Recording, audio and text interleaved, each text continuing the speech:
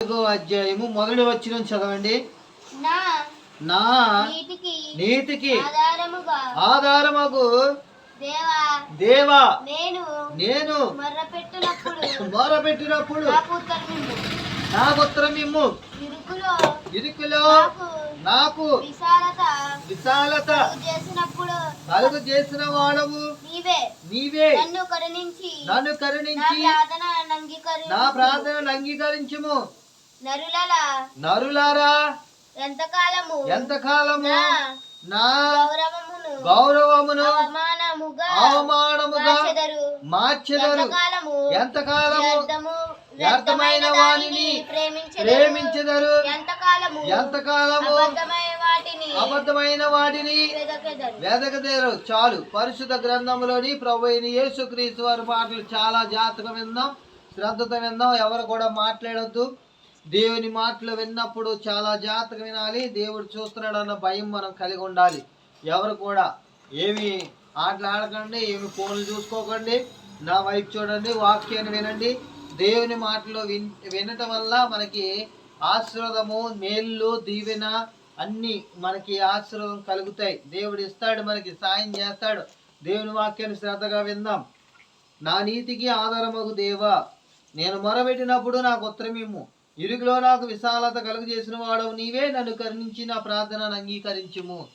ప్రభు అయిన యేసుక్రీస్తు వారు ఏమంటారంటే, ఇక్కడ దావీదు కీర్తన రచించిన భక్తుడైన దావీదు మాట్లాడుతున్నాడు. నా నీతికి ఆధారమగు దేవా, నేను మొరపెట్టినప్పుడు నాకు ఉత్తరం ఇవ్వండి అయ్యా.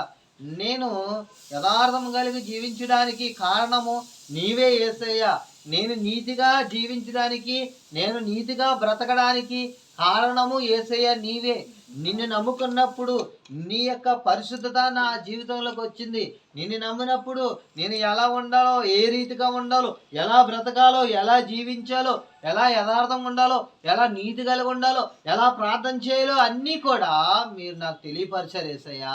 నీవే ఉన్నతుడవు, గొప్ప దేవుడు అయ్యా. నా నీతికి ఆధారమగు దేవా, నా ప్రార్థన ఆలకించండి అయ్యా. నా ప్రార్థన ప్రతి విషయంలో కూడా నేను ఆపదలో నేను ప్రార్థించినప్పుడు నీవు నా మొరకి ఉత్తరం ఇచ్చావయ్యా. శ్రమకాలం ముందు నేను ప్రార్థన చేసినప్పుడు ఉత్తరం ఇచ్చావు. నేను ఆపదలో ప్రార్థన చేసినప్పుడు ఉత్తరం ఇచ్చావు. నాయనా, నా ప్రార్థనలన్నిటికి కూడా నీవు జవాబిస్తున్నావు. మనము ప్రార్థన, అందుకే దావీదు చేసిన ప్రార్థన విశ్వాసంతో చేశాడు. మనము కూడా అలాగే మనం చేసే ప్రార్థన యేసయ్య ఆలకిస్తాడు, వింటాడన్న విశ్వాసముతో, నమ్మకముతో మనం ప్రార్థన చేయాలి. ఆయనకు మొరబెట్టినప్పుడు నీవు చాలా జాగ్రత్త కలిగి, నీతి కలిగి, యథార్థం కలిగి, పరిశుద్ధత కలిగి నీవు ప్రార్థన చేయాలి. దేవునికి ప్రార్థన చేసినప్పుడు నా నీతికి ఆధారమగు దేవా అంటున్నాడు. మనం కూడా ఎలా ఉన్నాం? మన నీతిగా ఉన్నామా? అదా అన్యాయంగా ఉన్నామా? మన నీతిగా ఉన్నామా? అపవిత్రంగా ఉన్నామా? మనం నీతిగా ఉన్నామా? దేవుని దృష్టిలో అనీతిమంతులుగా ఉన్నామా? మన నీతిగా ఉన్నామా లేమా? మనం ఒకసారి మనం సరి చేసుకోవాలి. మన జీవితాలు ఎలా ఉన్నాయి? మన యొక్క మాట తీరు, మన యొక్క అన్ని విషయములు, మన ఆలోచనలు అన్నీ కూడా ఎలా ఉన్నాయి? దేవుని దృష్టిలో మనం యథార్థంగా ఉంటున్నావా, నీతిగా ఉంటున్నావా, నిజాయితీగా ఉంటున్నావా, నమ్మకంగా ఉంటున్నావా, ఆయన చూస్తున్నాడన్న భయంతో ఉంటున్నావా లేదా? దేవుడికి అదే దావీదు మొరబెట్టినప్పుడు చాలా భయం భక్తులు కలిగి దావీదు ప్రార్థన చేసేవాడు. నా నీతికి ఆధారమగు దేవా, నేను నీతిగా ఉండడానికి కారణము నీవే నాయన. నేను పరిశుద్ధతగా ఉండడానికి కారణం నీవే. ఒకప్పుడు నా జీవితం నేను పాపములో పొర్లాడుతున్నప్పుడు, ఒకప్పుడు నేను చేసిన తప్పుని, పాపాన్ని నేను ఎంతో బాధపడుతూ ఎంతో కృంగిపోతున్నప్పుడు, దేవా యేసయ్య, నా పాపములను మీరు నన్ను క్షమించారు ప్రభువా. నన్ను క్షమించి నాకు నీతి కలిగిన ఈ యొక్క ప్రార్థన చేయడానికి పరిశుద్ధతని మీరు నాకు ఇచ్చారయ్యా అని దావీదు ప్రార్థన చేస్తున్నాడు. దావీదు ఆయన చేసిన తప్పులు ఒప్పుకున్నాడు. ఆయన చేసిన పాపాన్ని ఒప్పుకుని మరలా దావీదు చేసిన 2 పాపములు, తప్పులు, మళ్ళీ వాటి జోలికి వెళ్ళలేదు. దావీదు వెళ్ళకుండా దేవుడి వైపు చూశాడు. దేవునిలోనే నీతి కలిగి, యథార్థము కలిగి సాగిపోయాడు. ఆయన పవిత్రం కలిగి సాగిపోయాడు. ఆయన పరిశుద్ధత కలిగి జీవించాడు. నీవు నేను అలా ఉన్నామా? నీవు నేను ప్రతి విషయంలో, చిన్న చిన్న విషయంలో, ఏ విషయంలో, పెద్ద విషయంలో, ఆడి విషయంలో తొలగిపోతున్నామా?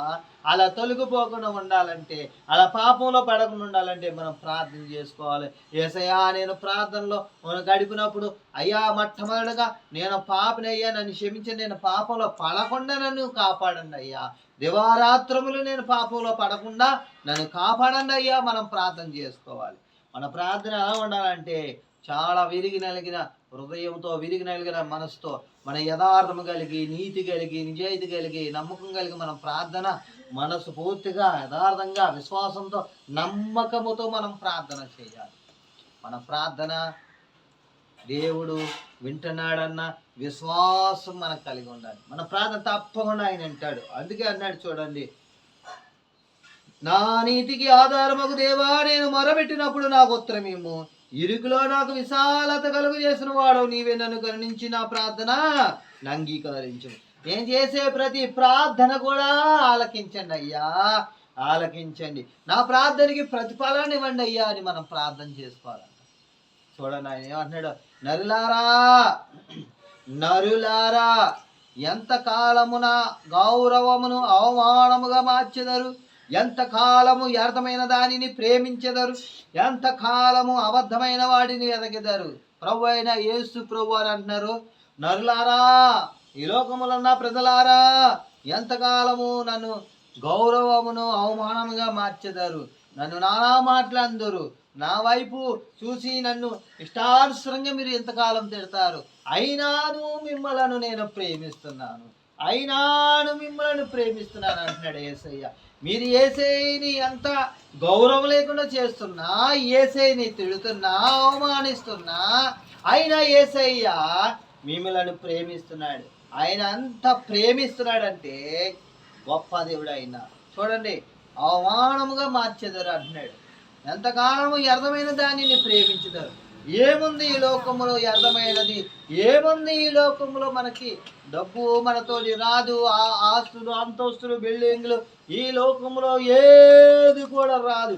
వ్యర్థమైన వాడి వైపు నువ్వు తిరిగి వ్యర్థమైన వాడిని నువ్వు ప్రేమించేస్తున్నావు. నువ్వు ఒకనాడు చనిపోయినప్పుడు అవేమి పట్టుకెళ్ళవు. నువ్వు యేసు వైపు చూడు, యేసులో నువ్వు చనిపోయినప్పుడు పరలోక రాజ్యాన్ని చూస్తావు. ఇక్కడ ఏమున్నది ఈ లోకంలో? నీకంటే ముందుగానే గనులు ఎంతో మంది చనిపోయారు. మనకంటే ముందుగా మన పితరులు ఎంతో మంది మనకంటే ముందుగా చనిపోలేదా? అలాగే నీవు నేను ఒకనాడు చనిపోతాం. కానీ మనం బ్రతుకున్నప్పుడు ఎలా ఉండాలంటే ప్రభు అయిన యేసుక్రీస్తు వారు నీతిగా యథార్థముగా పరిశుద్ధత కలిగి నమ్మకము కలిగి ఉండాలి. ప్రభు అయిన యేసుక్రీస్తు వారిని పల్లెట్టి మాట అనకుండా దేవుని వైపు మనం చూస్తూ ఆయన్ని మనం ఆరాధించాలి, ఆయన్ని మనం మహిమపరచాలి. చూడండి, ఎంతకాలము అబద్ధమైన వాటిని వెతకదారు. మన మాటలు ఎలాగున్నాయి, మన తీరు ఎలాగుంది, మనం ఎన్నెన్ని అబద్ధాలు ఆడుతున్నాం. ఈ లోకంలో చాలా జాగ్రత్తగా ఉండాలి. ఇక్కడ చూడండి 3వ వచనంలో, యెహోవా తన భక్తులను తనకు ఏర్పరచుకొనుచున్నాడని తెలుసుకొనిడి, నేను యెహోవాకు మొరబెట్టగా ఆయన ఆలకించును. దేవుడు అంట ఈ లోకములు అందరినీ రమ్మంటున్నాడు ఆయన దగ్గరికి. కానీ చాలా మంది రావట్లే. కొంతమంది యేసయ్య దగ్గరికి వస్తున్నారు, యేసయ్య దగ్గరికి కొంతమంది వస్తున్నారు, కొంతమంది రావట్లే. యేసయ్య ఏర్పాటు చేసుకుంటున్నాడు ఆయన.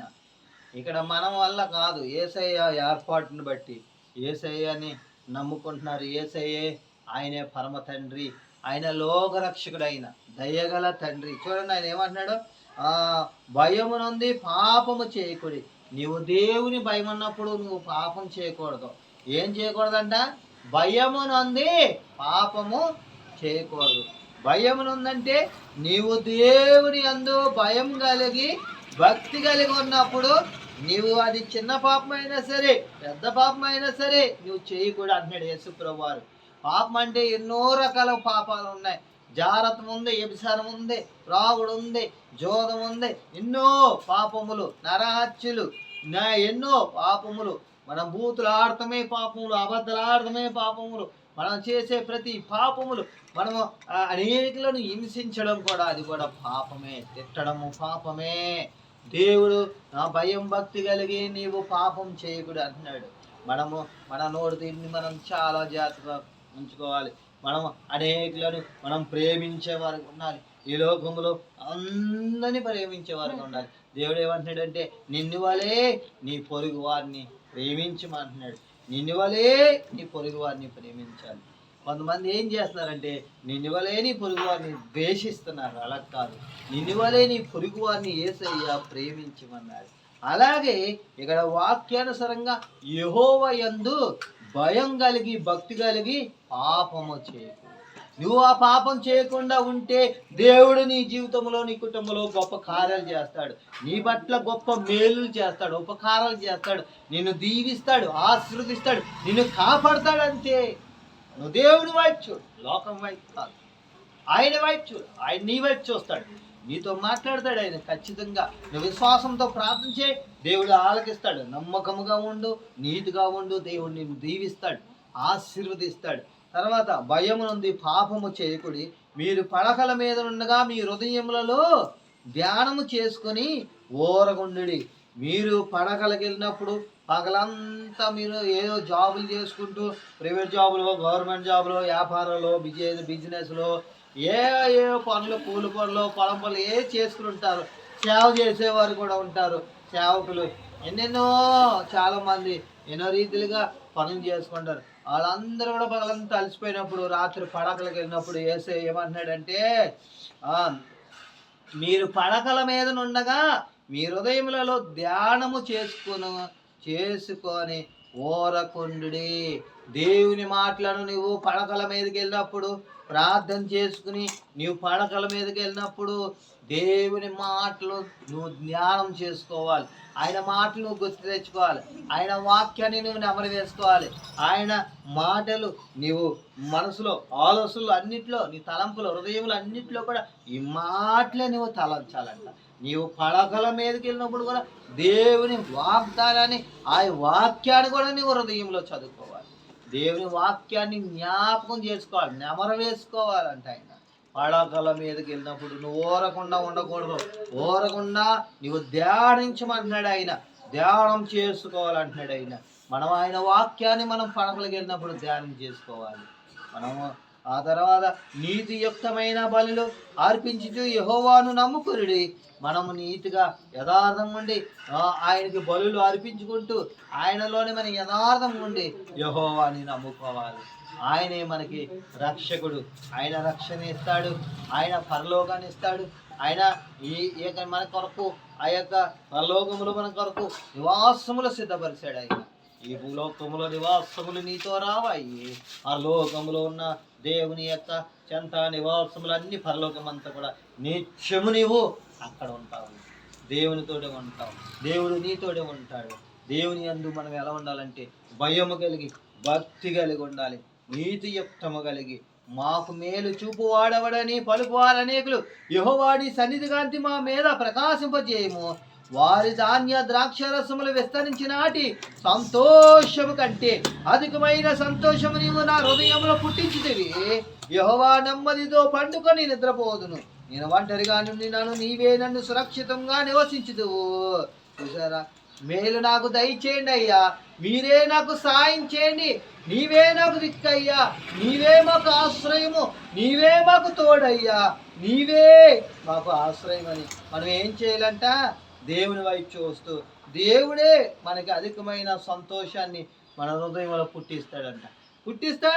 నీలోన దుఃఖాన్ని తీసివేస్తాడు, నీలోన వ్యాధం తీసివేస్తాడు, నీలోన ఆవేదన తీసివేస్తాడు, నీలోన బాధను తీసివేస్తాడు. నీకు దుఃఖాన్ని తీసివేసి నీకు సంతోషాన్ని ఇస్తాడు, ఆనందాన్ని ఇస్తాడు.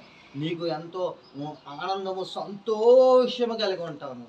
ఈ లోకంలో ఏటిలో ఆనందం ఉండదు. డబ్బులు, ఆస్తులు, అంతస్తులు ఏట్లో కూడా డబ్బు, లోకంలో ఏమీ ఆనందం ఉండదు. కానీ యేసు ప్రభువారిలో అధికమైన సంతోషము నీవు దేవుడు నీకు ఇస్తాడు, అధికమైన సంతోషము నీకు ఇస్తాడంట ఆయన. మనము కూడా యెహోవా నెమ్మదితో పండుకొని నిద్రపోదుము. నేను ఒంటరిగా నుండి నీవే నన్ను సురక్షితంగా నివసింపలేదు. మనం ఒంటరిగా ఉన్న మనలను ఆయన సురక్షితంగా పండుకొనిస్తాడంట. మనం ధైర్యంగా పడుకుంటాం, నిద్ర మేలుకునే సమయంలో లభిస్తాం, ప్రార్థన చేసుకుని మనం పడకలకి వెళ్ళినప్పుడు వాక్యాన్ని ధ్యానించాలి, దేవుని మాటలకు వచ్చేసుకోవాలి. మనం లెగిసినప్పుడు కూడా మనము రాత్రంతా పడుకున్నప్పుడు లెగిసినప్పుడు ఆ యొక్క తెల్లవారుజాములో లెగిసినప్పుడు మనం ప్రార్థన చేసుకోవాలి. దేవుని సన్నిధిలో మనము గడపాలి కొంతకాలం. అలాగే మన నీతియుక్తమైన జీవితాన్ని మనం సాగిపోవాలని అట్టి కృపా దేవుడు పరిశుద్ధ వాక్యాన్ని మనందరి వెనుకలో బహుగా ఫలించి ఆశీర్వదించింది గాక. ఆమేన్.